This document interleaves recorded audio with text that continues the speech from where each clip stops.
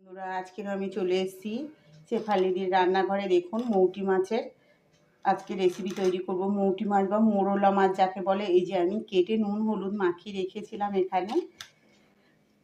তো এবার মাছটার মধ্যে মশলাটা আমি অ্যাড করব। আর এটা কিন্তু আজকে এই যে মোরলা মাছের ঝালটা যে করব, এটা কিন্তু একদম তেল ছাড়াই রেসিপিটা তৈরি করব। তো বন্ধুরা আশা করছি সবারই ভালো লাগবে, রেসিপিটা দেখবেন, সবারই ভালো লাগবে। আর একদম নতুনভাবে আমি তৈরি করছি এই রেসিপিটা।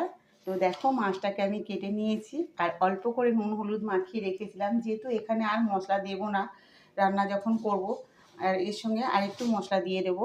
তো এখানে পরিমাণ মতো দিয়ে দিলাম হলুদ, লবণ যেহেতু ওখানে দেওয়া ছিল অল্প করে লবণ দিয়ে দেব, 1 চামচ জিরে গুঁড়ো দিয়ে দেব, 1 চামচ ধনে গুঁড়ো। আর এখানে কেটে রেখেছি যে আমি পেঁয়াজ কুচানো, দেখতেই পাচ্ছ পেঁয়াজ কুচানোটা দিয়ে দেব। তার সঙ্গে দিয়ে দেব টমেটো কুচানো। পেঁয়াজটা আমি পুরোটাই এখানে দিয়ে দিলাম, দুটো পেঁয়াজ কেটেছিলাম, দুটো পেঁয়াজে আমি দিয়ে দিলাম। আর তার সঙ্গে দিয়ে দেব ক্যাপসিকাম। এই দেখতে পাচ্ছ বন্ধুরা, এই ক্যাপসিকামগুলো দিয়ে দিলাম। এইভাবে মোরলা মাছের বাটি চচ্চড়ি করলে কিন্তু ভীষণ সুন্দর লাগে খেতে। তো দেখুন বন্ধুরা, এইগুলো কিন্তু সব একসঙ্গে মাখিয়ে নেব আমি।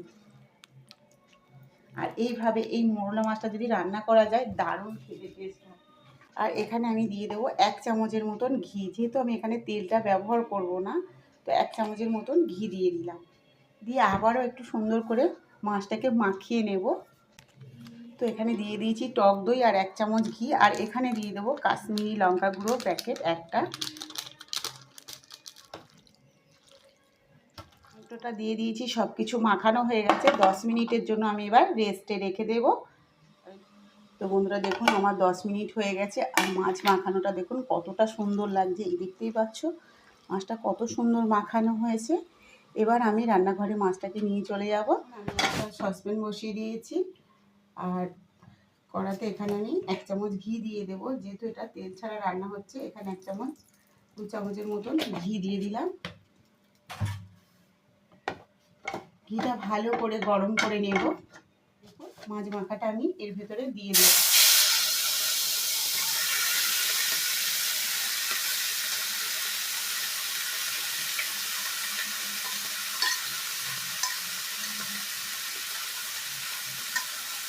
এইভাবে মোরলা মাছ রান্না করলে কিন্তু বন্ধুরা দারুণ সুন্দর লাগে খেতে।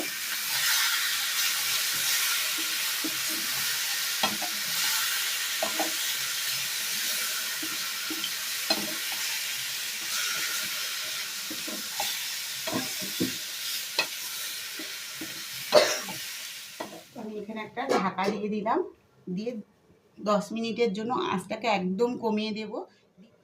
তো বন্ধুরা দেখুন আমার 10 মিনিট হয়ে গেছে, এই যে ঢাকা দিয়ে রেখেছিলাম। এবার ঢাকনাটা তুলে দিলাম, দেখুন কতটা সুন্দর হয়েছে। এবার মাছটাকে আমি একটু নেড়ে দেব। এই দেখুন এখানে কিন্তু আমি জল দিইনি, এই মাছের মশলার যে রসটা বেরোবে তাতে কিন্তু এই মাছের ঝালটা হয়ে যাবে। এই দেখতে পাচ্ছ প্রত্যেকটা মাছ কিন্তু গোটা গোটা আছে, আর মাছটা কিন্তু সুন্দরভাবে হয়ে গেছে। ঝালটা কিন্তু একদম রেডি হয়ে গেছে। এবার আমি নামিয়ে দেব। বন্ধুরা এই দেখুন আমার কিন্তু তেল ছাড়া মোরলা মাছের বাটি চচ্চড়ি হয়ে গেছে। তেল জল ছাড়াই কিন্তু মোরলা মাছের বাটি চচ্চড়ি আজকে তৈরি করে ফেললাম। দেখুন বন্ধুরা, তো রেসিপিটা কেমন লাগছে অবশ্যই জানাবেন বন্ধুরা। আর রেসিপিটা ভালো লাগলে শেফালিদির রান্নাঘর চ্যানেলটিকে অবশ্যই সাবস্ক্রাইব করে নেবেন। আর রেসিপিটা বন্ধুদের মধ্যে শেয়ার করে দেবেন। ফেসবুক থেকে দেখলে একটা ফলো করে দেবেন।